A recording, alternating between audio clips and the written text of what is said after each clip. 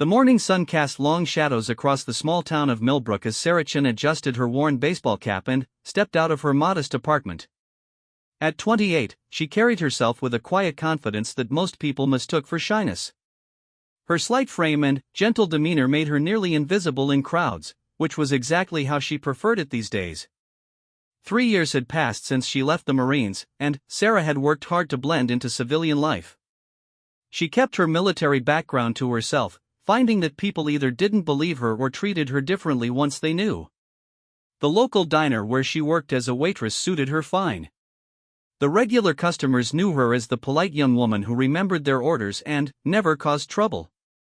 "Morning, Sarah," called out Mrs. Patterson, the elderly woman who ran the flower shop next door. "Beautiful day, isn't it?"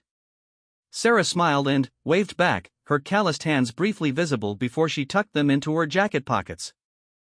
Those hands told a different story than her quiet demeanor suggested, marked by years of training, combat, and experiences that most people in Millbrook couldn't imagine. The diner was already bustling when Sarah arrived for her shift. Joe, the owner, barely looked up from the grill as she tied her apron and grabbed her order pad. The morning rush was always the same faces: construction workers grabbing coffee before heading to job sites, office workers running late, and retirees meeting for their daily gossip sessions. "Table 6 is getting impatient," called out Linda, the other waitress, as she rushed past with a pot of coffee. "New guys. They've been giving the attitude all morning." Sarah glanced toward table 6 and saw 3 men in expensive suits, clearly not locals. Their loud voices and demanding behavior had already caught the attention of other customers. She approached their table with her usual professional smile. "Good morning, gentlemen. What can I get started for you?" The largest of the 3 men, wearing a gold watch that probably cost more than Sarah made in 6 months, looked her up and down dismissively. "About time. We've been sitting here forever. Don't you people know how to run a restaurant?" Sarah maintained her composure, years of military discipline keeping her expression neutral. "I apologize for the wait. We're a bit short-staffed this morning. What would you like to order?" "I want eggs Benedict, but I want the hollandaise sauce on the side, the eggs poached exactly 4 minutes, and the English muffin toasted dark but not burnt," the man said without looking at her. "And if you mess it up, you'll be making it again." His companions chuckled, and one added, "Make sure the coffee is actually hot this time. That swill you brought earlier was barely warm." Sarah wrote down their orders, her pen steady despite the growing tension at the table. She'd dealt with worse than rude customers, much worse. But something about these men felt different, more threatening than simple rudeness. As she turned to leave, she heard one of them mutter, "What do you expect from a place like this? Probably can't even read the order." The comment wasn't meant for her to hear, but Sarah's training had given her exceptional awareness of her surroundings. She paused for just a moment, then continued to the kitchen without responding. Joe noticed her expression as she handed over the order. "Those guys giving you trouble?" "Nothing I can't handle," Sarah replied, though her jaw was slightly tighter than usual. The breakfast rush continued, and Sarah found herself making multiple trips past table 6. Each time, the men seemed to find new ways to be difficult. They complained about the temperature of the coffee, demanded their food be remade twice, and spoke loudly about their important business dealings, making sure everyone in the diner could hear how successful they were. "Excuse me, miss," the leader called out as Sarah was serving another table. His voice carried an edge that made several customers look over. "This isn't what we ordered." Sarah approached their table and examined the plates. The food was exactly as they had requested, prepared perfectly by Joe, who took pride in his cooking. "I'm sorry, sir, but this appears to be exactly what you ordered." "Is there something specific that's wrong? Are you calling me a liar?" The man stood up, his chair scraping loudly against the floor. He was tall and broad, using his size to intimidate. "I know what I ordered, and this isn't it." The diner had grown quiet, other customers uncomfortable with the escalating tension. Sarah remained calm, her voice steady. "I'm not calling you anything, sir. I'm just trying to understand how I can fix this for you." You can fix it by learning how to do your job properly, one of his friends added, also standing. Maybe you should find work you're actually qualified for. Mrs. Henderson, a regular customer in her 70s, spoke up from a nearby table. Those meals look perfectly fine to me. Maybe you should stop being so rude to Sarah. She's a good girl. The leader's face flushed red. Nobody asked you, old woman. Mind your own business. Sarah felt something shift inside her, a familiar feeling from her military days when a situation was about to escalate beyond words. Her posture straightened slightly, almost imperceptibly, but those who knew what to look for might have recognized the subtle change in her bearing. Sir, I'm going to have to ask you to lower your voice and show some respect for the other customers, Sarah said, her tone still polite but carrying a new authority. The man laughed, but it wasn't a pleasant sound. You're going to ask me? Who do you think you are, sweetheart? What are you going to do if I don't? I'm going to ask you to leave. Leave? He stepped closer to Sarah, invading her personal space in a way designed to intimidate. You think you can make me leave? You're just a waitress in a dead-end town. I could buy and sell this whole place. Sarah didn't step back. Instead, she held his gaze steadily, her expression calm but alert. Sir, I'm asking you politely to settle your bill and leave. You're disrupting the other customers. And what if I refuse? The man's voice had dropped to a threatening whisper. What's a little thing like you going to do about it? That's when Sarah smiled. It was a small smile, barely noticeable, but it changed everything about her demeanor. Those who had served in combat might have recognized it as the smile of someone who had faced down much worse than an angry businessman. Sir, she said quietly, her voice carrying a steel that hadn't been there moments before, I'm going to tell you something once, and I suggest you listen carefully. I told you, I'm a Marine. The man blinked, caught off guard by the sudden shift in her tone. What did you say? I said I'm a Marine. Was a Marine. Once a Marine, always a Marine. Sarah's posture had changed completely now, no longer the apologetic waitress but something else entirely. I've asked you politely to leave. I won't ask again. The three men exchanged glances, suddenly uncertain. The leader tried to regain his dominance. You? A Marine? That's the biggest joke I've heard all day. You look like you couldn't fight your way out of a paper bag. Looks can be deceiving, Sarah replied calmly. Just like how you three look like respectable businessmen when you're actually just bullies picking on waitresses and elderly women. The tension in the diner was palpable now. Joe had emerged from the kitchen, wiping his hands on his apron, ready to call the police if necessary. But something in Sarah's demeanor made him pause.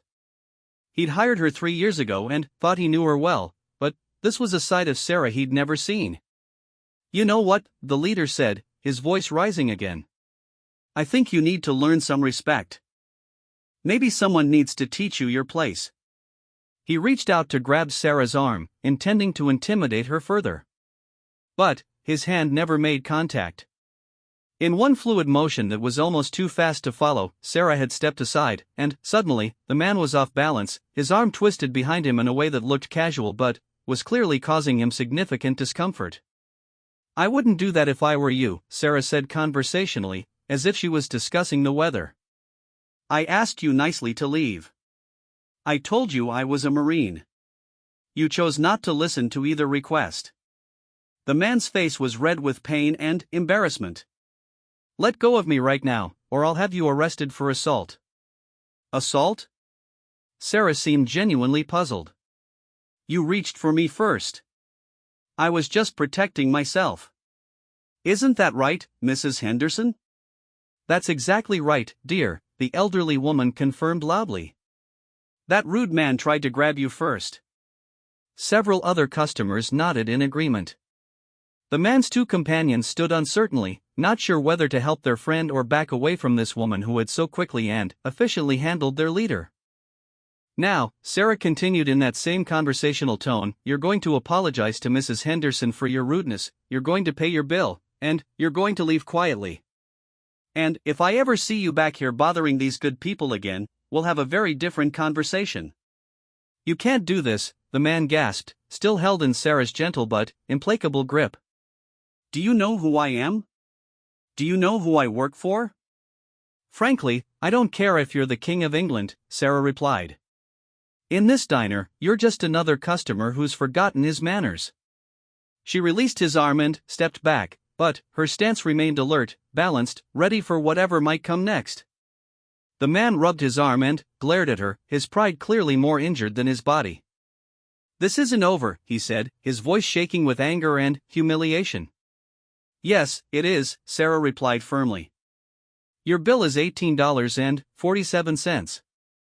You can leave the money on the table and go, or I can call the police and you can explain to them why you were threatening a waitress and disturbing the peace. The three men looked around the diner, suddenly aware that every customer was watching them with disapproval. The atmosphere had shifted completely. Where before they had been intimidating and in control, now they were the ones who looked out of place and uncomfortable. The leader threw a $20 bill on the table and headed for the door, his companions hurrying after him. As they reached the entrance, he turned back for one last threat. You have no idea what you've just done, sweetheart. No idea who you're messing with. Sarah watched them leave, her expression unchanged.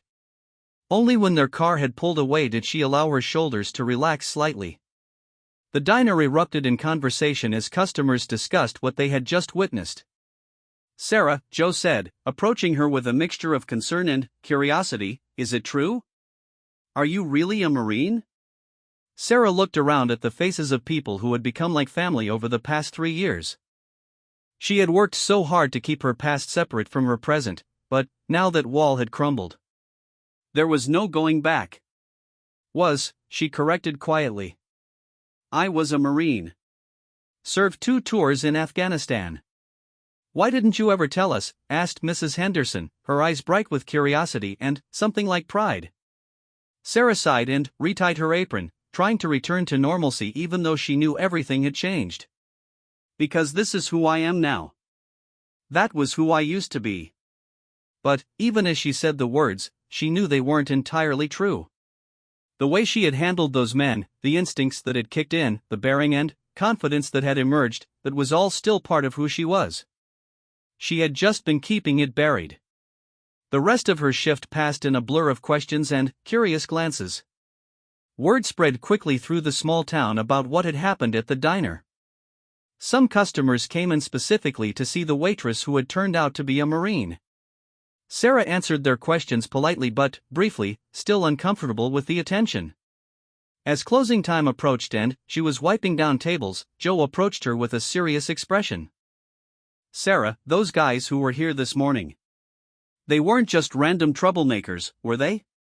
What makes you say that? She asked, though she had been thinking the same thing. The way they dressed, the way they talked. And that threat at the end. It sounded personal. Joe paused, clearly worried. I'm concerned they might come back. Sarah had been thinking the same thing. The men's behavior hadn't been typical of entitled customers. There had been something more calculated about it, as if they had been testing her or looking for a reaction. I can handle myself, Joe. You don't need to worry about me. I know you can. You proved that today. But, Sarah, if there's something more to this, something you haven't told me, I need to know. This place, these people, they're like family to me. If there's danger coming, we need to be prepared. Sarah looked around the empty diner, at the cheerful decorations and family photos on the walls, at the warm and welcoming space that had become her sanctuary. The thought that her past might somehow threaten this place and these people she cared about made her stomach clench. I don't know who those men were, she said honestly. But, you're right. Something felt off about them. As she drove home that night to her small apartment, Sarah couldn't shake the feeling that the confrontation at the diner was just the beginning. She had worked so hard to build a quiet, peaceful life away from the chaos and violence of her military service. But today had reminded her that sometimes, no matter how far you run, your past has a way of catching up with you. She pulled into her parking space and sat in her car for a moment, looking up at her apartment window. The curtains were closed, just as she had left them. But Sarah found herself scanning the area anyway, her training automatically assessing potential threats and escape routes. As she climbed the stairs to her apartment, she noticed that her neighbor's door was slightly ajar, though Mrs. Kowalski was usually very careful about security. Sarah approached quietly, her senses on high alert. She could hear voices inside, low and urgent. She pressed herself against the wall beside the door and listened. The voices were unfamiliar, and they were talking about her. The waitress at the diner. Sarah Chen. Served in Afghanistan, discharged 3 years ago. Lives alone in apartment 2B. Sarah's blood ran cold. These weren't random criminals or even the men from the diner. These were professionals, and they knew exactly who she was and where she lived. The question was, what did they want with her? As she stood in the hallway, her mind raced through possibilities. Had she made enemies during her service? Was this connected to something that happened overseas? Or was this something else entirely, something connected to her new life that she didn't understand yet? One thing was certain, the quiet life she had built in Millbrook was about to be shattered. The Marine in her, the part she had tried so hard to suppress, was fully awake now. And she had a feeling she was going to need every bit of her training and experience to survive whatever was coming next. The voices in the apartment fell silent, and Sarah heard footsteps approaching the door.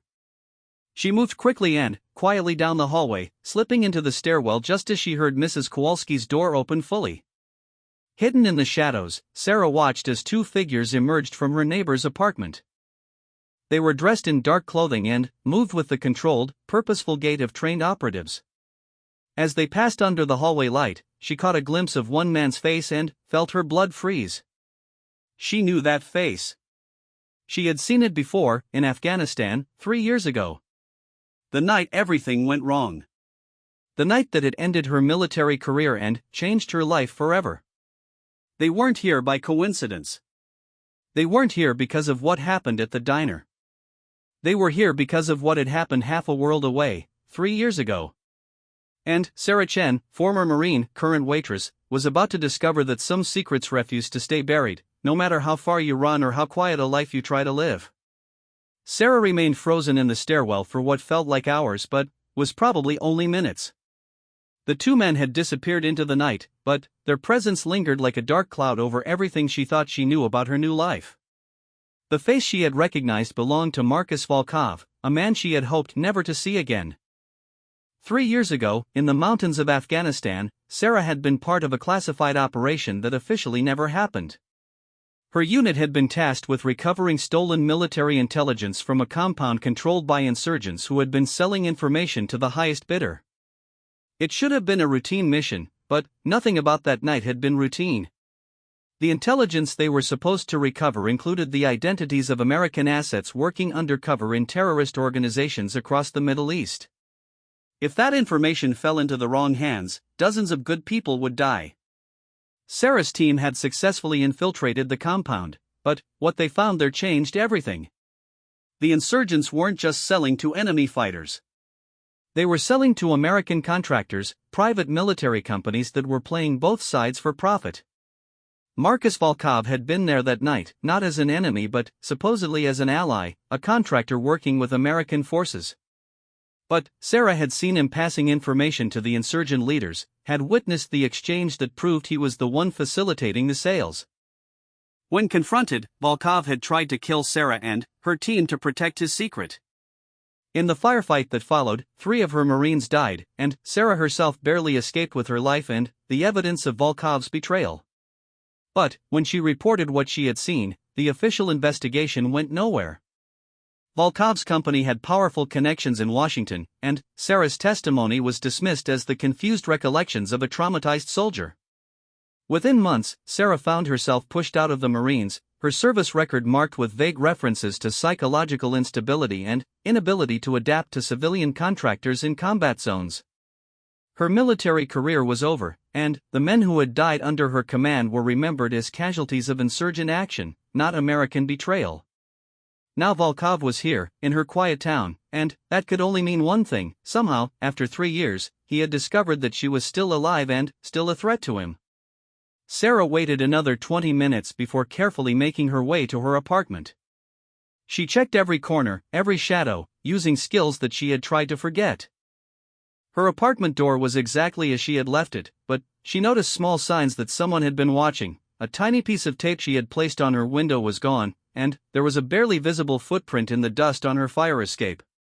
Instead of going inside, Sarah retreated to her car and drove to an all-night diner on the outskirts of town.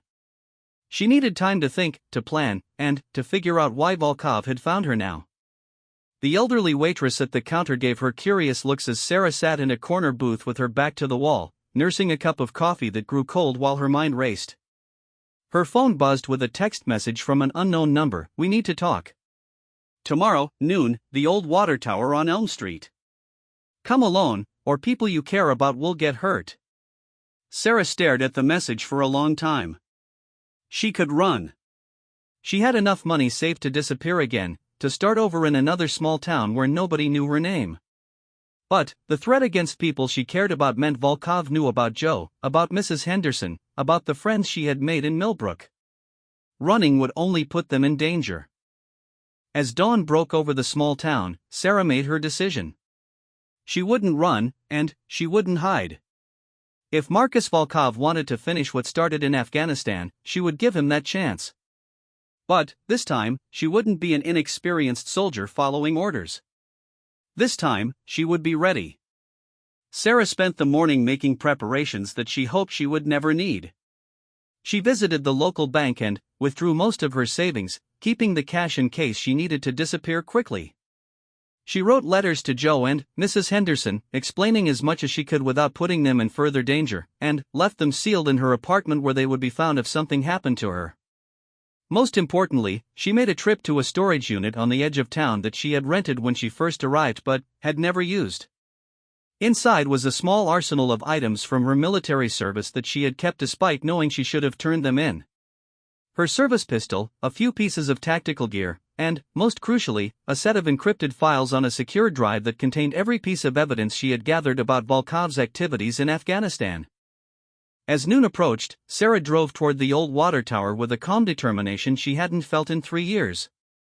She was no longer trying to be someone else. For the first time since leaving the military, she felt like herself again. The water tower stood in a field of tall grass about a mile outside Millbrook proper. It had been abandoned for years, its paint peeling and its ladder rusted, but it provided a clear view of the surrounding area. Sarah parked her car and approached on foot, every sense alert for signs of ambush. Marcus Volkov was waiting for her at the base of the tower, and he wasn't alone. 3 men in dark clothing stood with him, all carrying the unmistakable bearing of professional soldiers. Volkov himself looked older than she remembered, his hair now gray at the temples, but his eyes held the same cold calculation that had made her stomach turn 3 years ago. "Sergeant Chen," he said as she approached, using her former rank with mocking formality. "You're looking well. Small-town life seems to agree with you. What do you want, Volkov?" Sarah kept her distance, staying out of easy grab range while keeping all 4 men in her sight.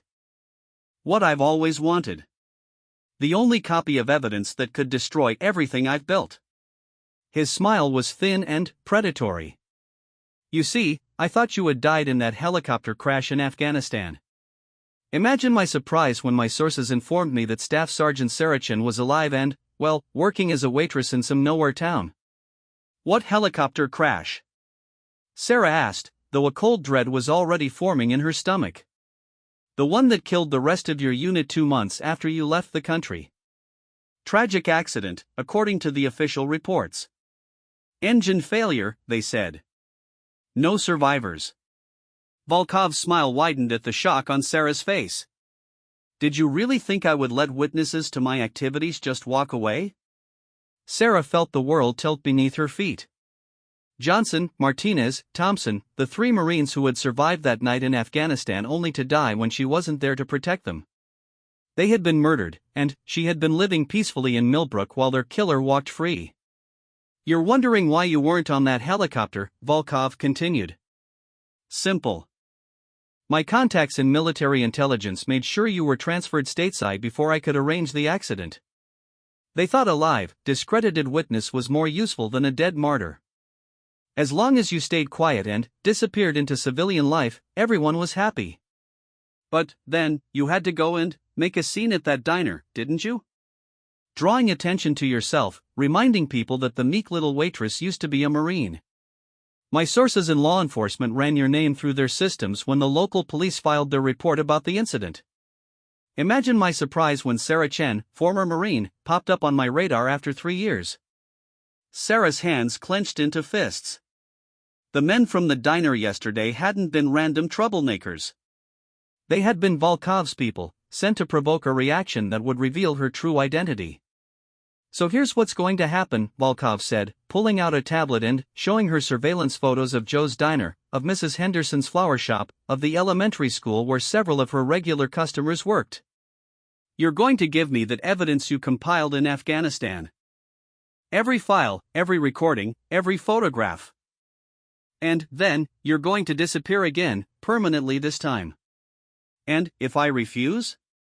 Then, your friends in this charming little town start having accidents.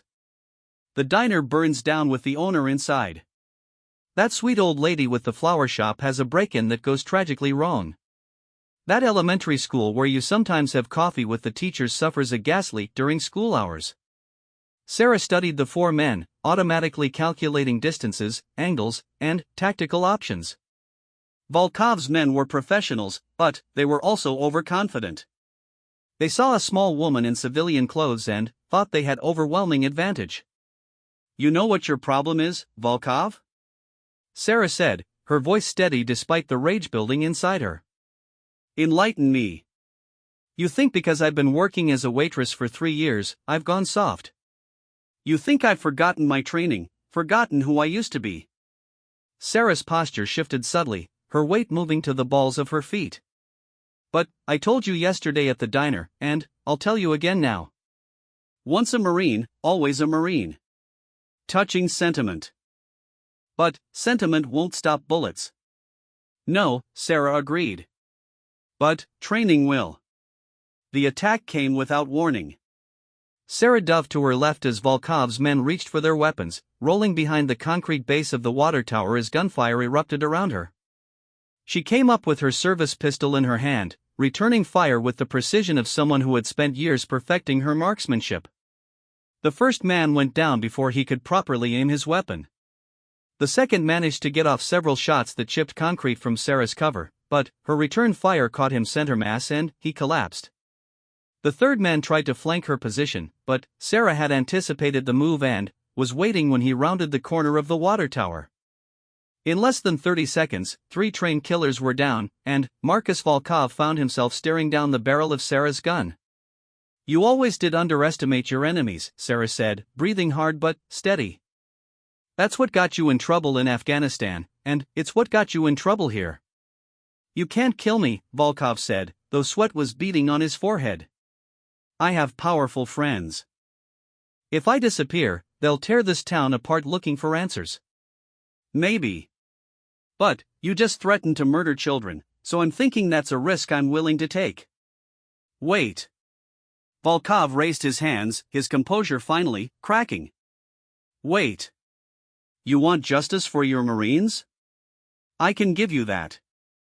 I can give you the names of everyone involved in their murders, everyone who helped cover it up. Important people, people whose arrests would make headlines. Sarah kept her gun trained on him but didn't pull the trigger. Talk. There's a flash drive in my car. Names, dates, financial records, communications. Everything you need to expose the whole conspiracy. Take it. Use it. Get your justice. Why would you carry around evidence that could destroy you? Insurance. In my business, you never know when your allies might decide you're a liability. Volkov's smile was weak but genuine. Besides, with you dead, I would have been the only one who knew where it was. Sarah considered her options. She could kill Volkov here and now, ending the threat he represented but losing any chance of exposing the larger conspiracy that had destroyed her Marines and her career. Or she could take the evidence and trust the system that had failed her once before. "Here's what's going to happen," Sarah said finally. "You're going to walk to your car, very slowly, and get that flash drive. Then, you're going to drive away from here and never come back. If I ever see you again, if any of my friends in this town have so much as a bad day that can be traced back to you, I will hunt you down and finish what we started in Afghanistan. Do we understand each other?" Volkov nodded eagerly. "Perfectly. The drive is in the glove compartment of the black SUV." Sarah watched him walk slowly to the vehicle, her gun never wavering. He retrieved a small flash drive and tossed it to her before getting behind the wheel. "The people on that list," he called through the window, "they're not going to just let you expose them. You know that, right? This evidence makes you more dangerous to them than I ever was." "Let me worry about that," Sarah replied. Volkov drove away, leaving Sarah alone with 3 bodies and a flash drive that might contain the key to finally getting justice for her fallen Marines. But, as she stood there in the shadow of the old water tower, she realized that her problems were just beginning. The evidence Volkov had given her would indeed expose the conspiracy that had killed her team, but it would also paint a target on her back that would be visible to some very powerful people. The quiet life she had built in Millbrook was over, whether she wanted it to be or not. Sarah used her phone to call the state police, reporting the shooting and her location. She would tell them the truth about the attack, though not the whole truth about why it had happened. The flash drive would go to the FBI, along with her own evidence from Afghanistan. After 3 years of silence, she was finally ready to fight for her Marines' memory. As she waited for the police to arrive, Sarah looked back toward Millbrook, where people she cared about were going about their normal lives, unaware of the violence that had just erupted so close to their peaceful town. She had protected them today, but the war she was about to start would inevitably touch their lives. For the first time in 3 years, Sarah Chen felt like a Marine again. And Marines, she knew, never left their fellow soldiers behind. The next 3 weeks turned Sarah's world upside down in ways she could never have anticipated. The FBI had taken both her evidence and Volkov's flash drive seriously, very seriously. Within days of her shooting the 3 men at the water tower, federal agents descended on Millbrook like a small army, transforming the quiet town into something resembling a military staging area. Special Agent Rebecca Torres, the lead investigator, had set up a temporary command center in the town's community building. Sarah found herself spending most of her time there, going through files, identifying faces, and providing testimony about events that had haunted her for 3 years. The evidence Volkov had provided was even more damaging than she had hoped. It didn't just expose his own crimes, it revealed a network of corruption that reached into the highest levels of military command and government contracting. These financial records show payments totaling over $50 million, Agent Torres explained as she and Sarah reviewed documents on a secure laptop. Money flowing from insurgent groups to private contractors, and from those contractors to officials in the Pentagon and State Department. Your Marines weren't just killed to silence them, Sarah. They were killed to protect a pipeline of corruption that funded operations across 3 different countries.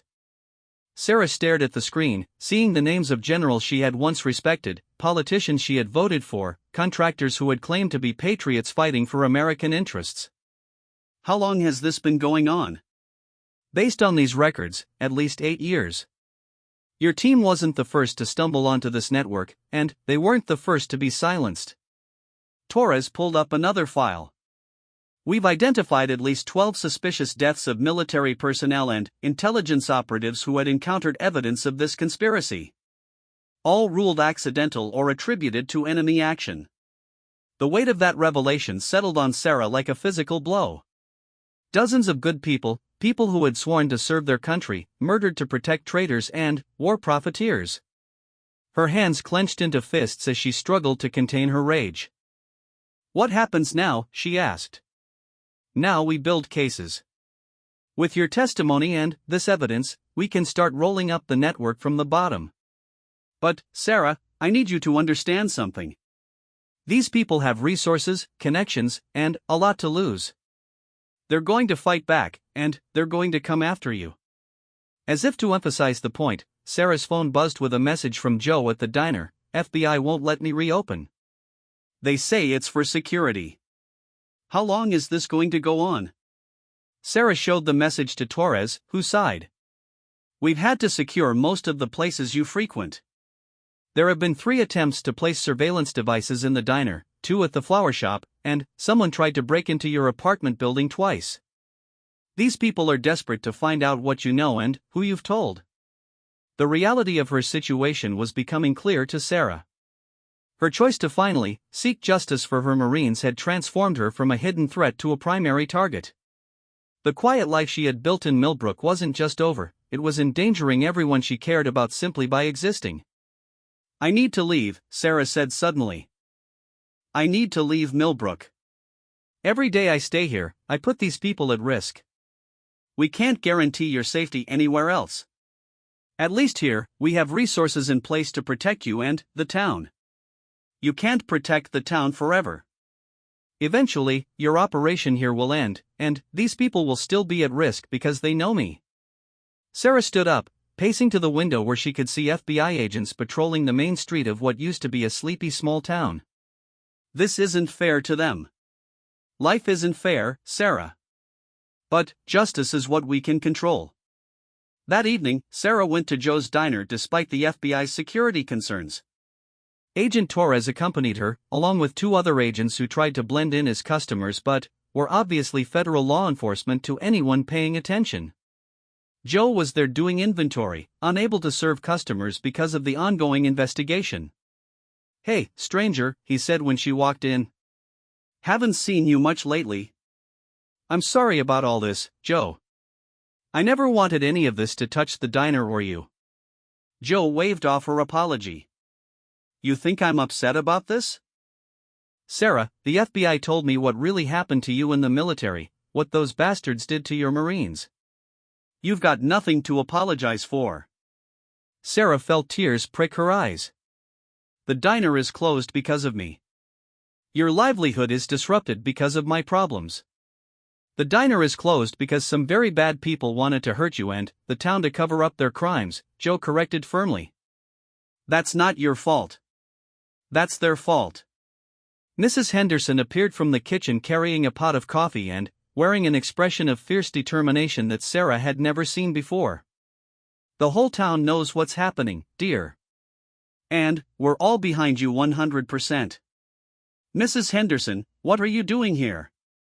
Making coffee for these nice FBI agents and making sure you eat something. You look like you've lost weight. The elderly woman bustled about, playing hostess in the closed diner as if it was the most natural thing in the world. You shouldn't be here. It's not safe. Nonsense. This is my town, and if some criminals think they can intimidate us, they have another thing coming. Mrs. Henderson set down the coffee pot and fixed Sarah with a stern look. Besides, I was in London during the Blitz, dear. I'm not afraid of a few thugs with more money than sense. Agent Torres leaned forward. Mrs. Henderson, we really do need to ask you to limit your exposure until we can ensure the area is secure. Agent Torres, I appreciate your concern, but I've been living in this town for 73 years, and I'm not about to be driven away by fear. The old woman's voice carried a strength that reminded Sarah of some of the toughest officers she had served under. Sarah protected us when those awful men came into the diner. Now it's our turn to protect her. As if summoned by Mrs. Henderson's words, the diner door opened and more people began to arrive. Regular customers, townspeople Sarah had served coffee to for 3 years, neighbors who had never spoken to her beyond polite greetings. They came in small groups, some carrying covered dishes, others bringing flowers or cards. What's happening? Sarah asked Joe, bewildered by the gathering crowd. Town meeting, he replied with a grin. Unofficial, of course, but when word got out that you might leave Millbrook, people decided they had something to say about that. Agent Torres looked increasingly uncomfortable as the diner filled with civilians. This really isn't a good idea. We can't guarantee everyone's safety if this location is compromised. Relax, Agent, said a gravelly voice from the doorway. Sarah turned to see Chief Patterson, the town's police chief, entering with 2 of his officers. My boys have been coordinating with your people all week. The whole block is secure. Mrs. Henderson clapped her hands for attention. Now that everyone's here, I think we need to have an honest conversation about what's been happening in our town. Sarah started to protest, but Mrs. Henderson held up a hand to stop her. Sarah, dear, you've been protecting us by keeping secrets about your past. But now we all know the truth, and it's time for us to make some decisions as a community. Tom Rodriguez, who owned the hardware store, spoke up first. Sarah, the FBI told us that you're thinking about leaving town to keep us safe. That's very noble, but it's also very stupid. Several people chuckled, and Sarah felt a warmth spreading in her chest despite the fear and uncertainty of recent weeks. You see, Tom continued, this town has a problem. We've got corrupt government officials using our neighbors as targets, criminals threatening our businesses, and federal agents crawling all over our streets. Now, we could try to handle this ourselves, but, frankly, none of us know the first thing about fighting this kind of war. But we do have someone who does know, added Linda, the other waitress from the diner. We have a Marine who's already proven she'll fight to protect this town and the people in it. Chief Patterson stepped forward. Sarah, I've been a cop for 30 years, and I've never seen evidence of corruption this deep or this dangerous. The FBI is doing good work, but they can't stay here forever. When they leave, we're going to need someone who understands what we're up against. What are you saying? Sarah asked, though she was beginning to understand. Mrs. Henderson smiled.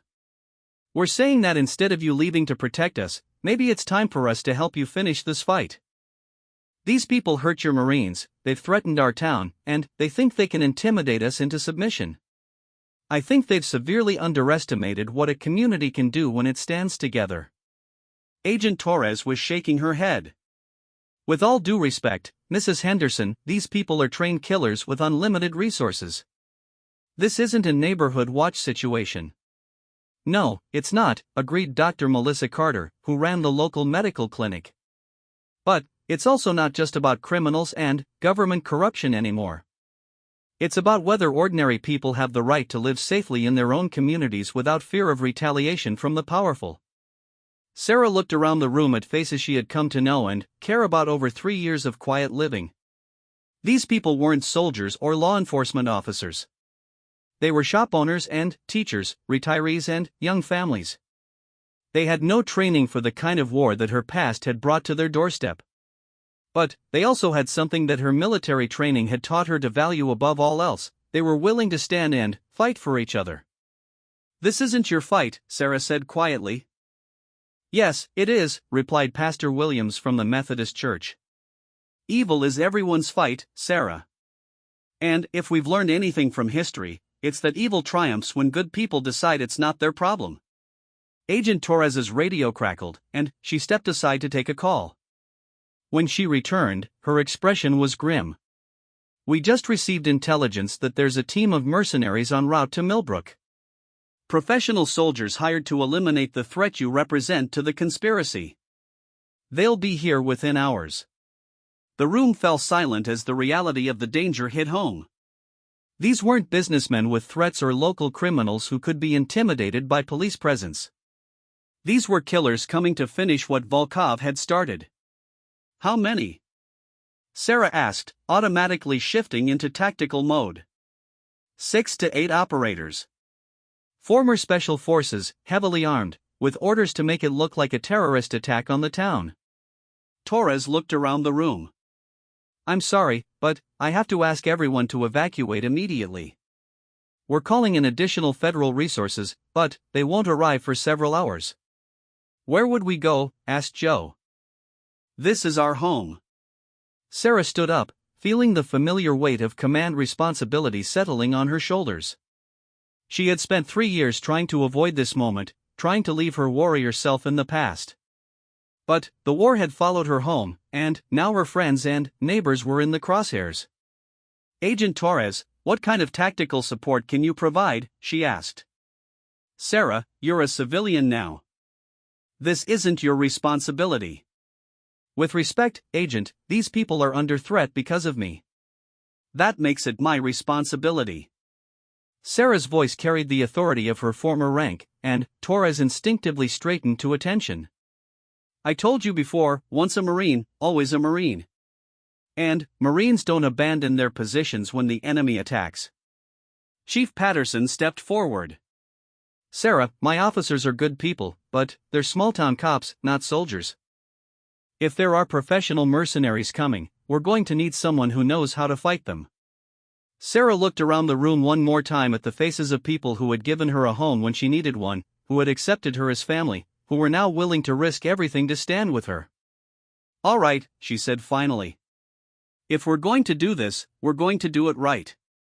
Agent Torres, I need you to coordinate with Chief Patterson on civilian evacuation routes.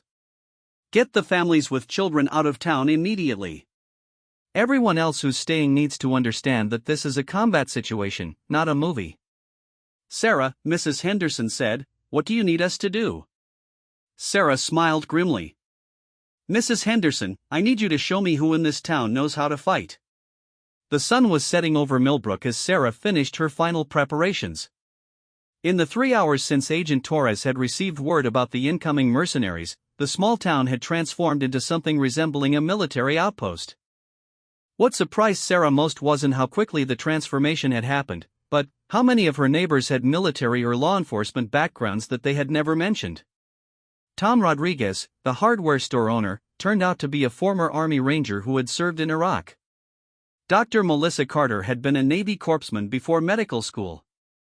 Even Mrs. Henderson revealed that her late husband had trained her in firearms during his career as a police officer, and she had maintained her marksmanship skills for 70 years.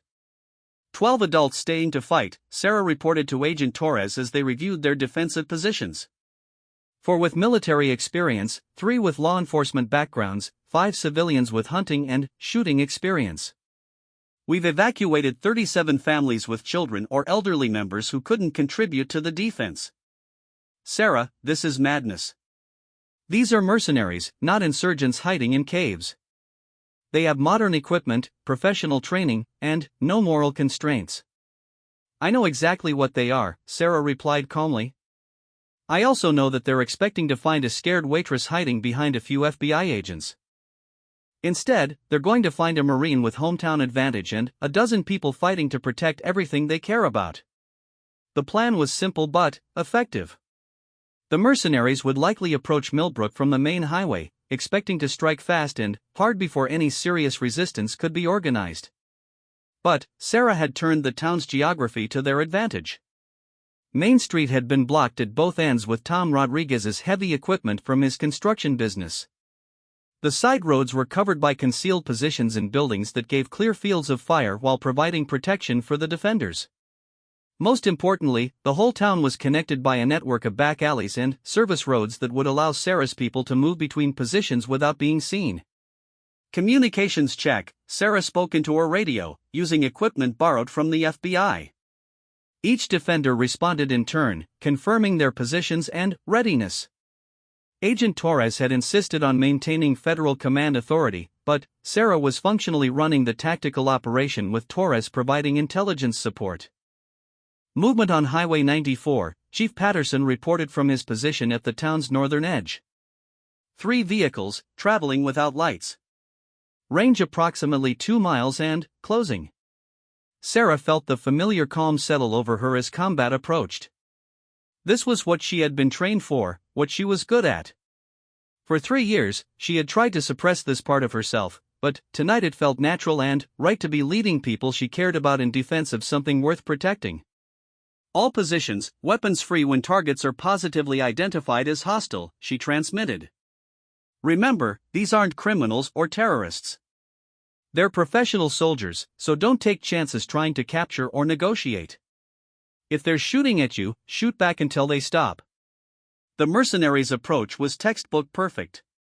They dismounted from their vehicles a quarter mile outside town and moved forward in 2 teams, one advancing along Main Street while the other circled to approach the diner from the rear. They used professional hand signals, moved with disciplined spacing, and carried equipment that looked military-grade even in the dim light of dusk. What they didn't know was that Sarah had anticipated their tactics and prepared accordingly. Team 1 is advancing on Main Street, reported Tom Rodriguez from his concealed position in the hardware store. 6 operators, full tactical gear, automatic weapons. Team 2 moving through residential area behind the diner, added Dr. Carter from her position in the medical clinic. 2 operators visible, probably more following.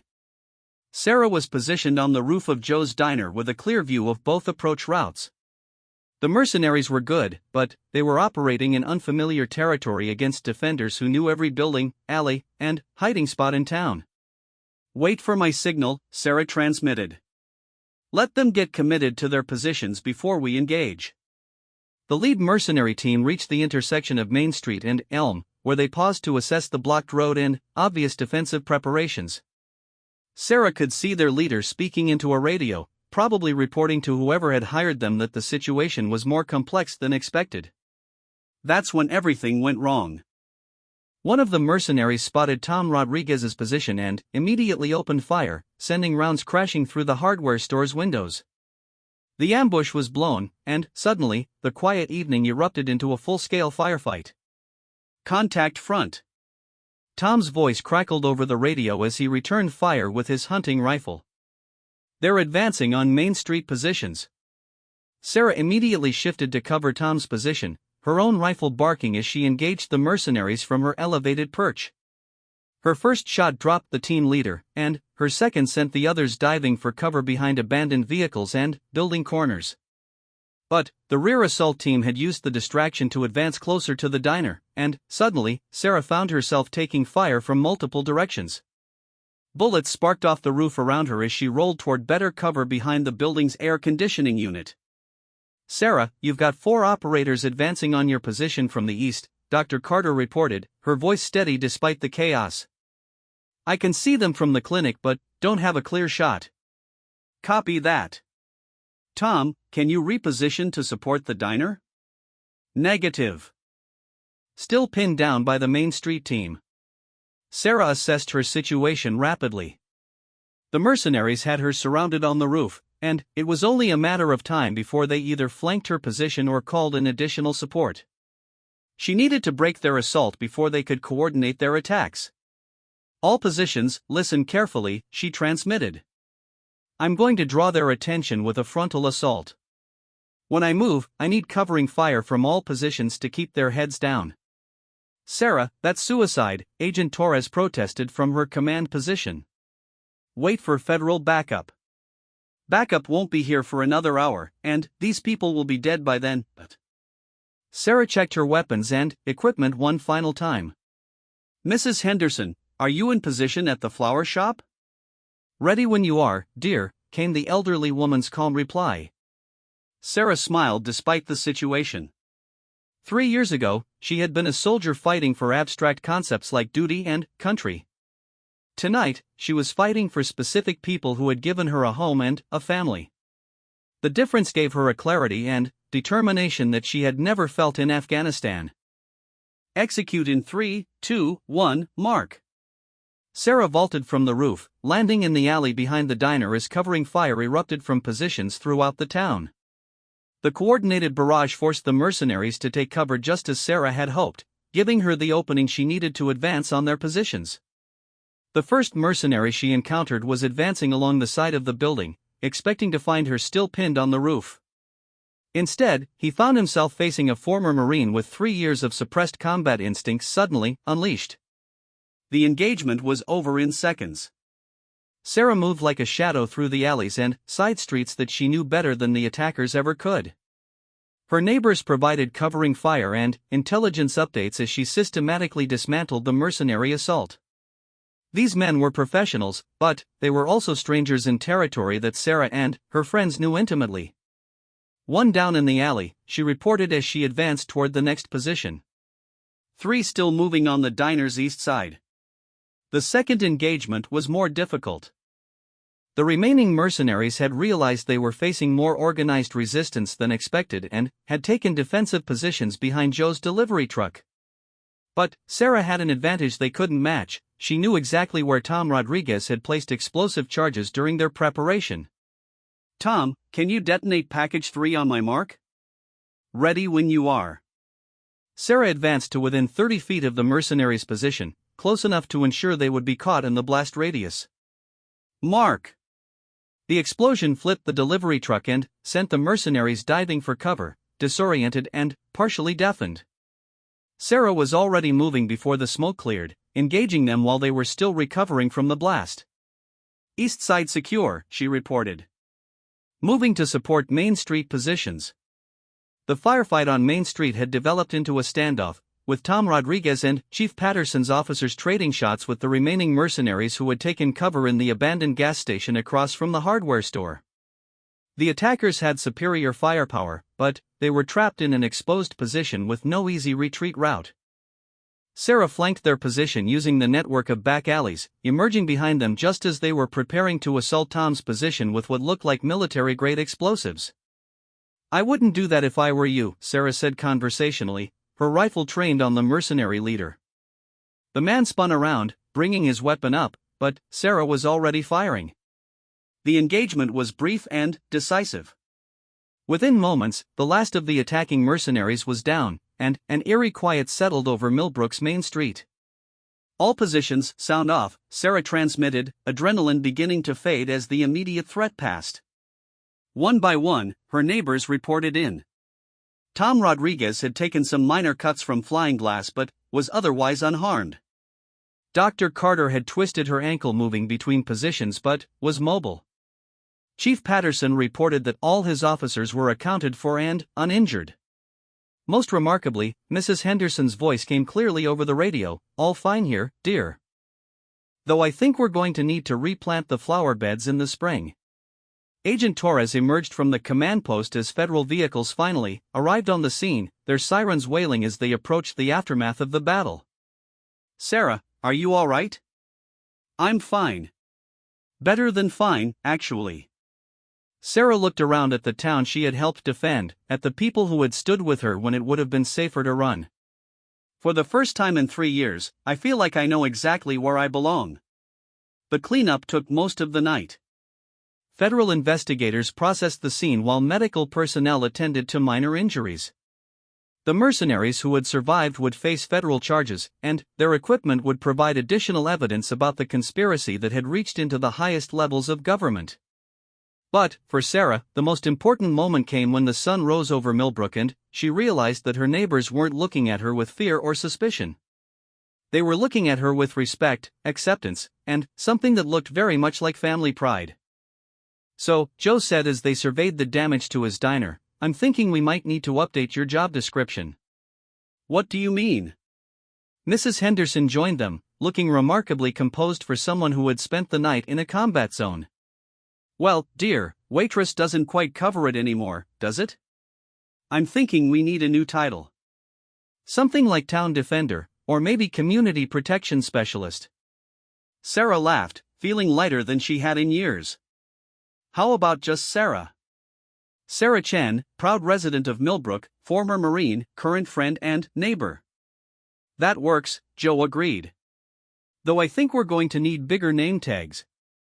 As the federal agents finished their work and the town began to return to something resembling normal, Sarah realized that her long journey home was finally complete.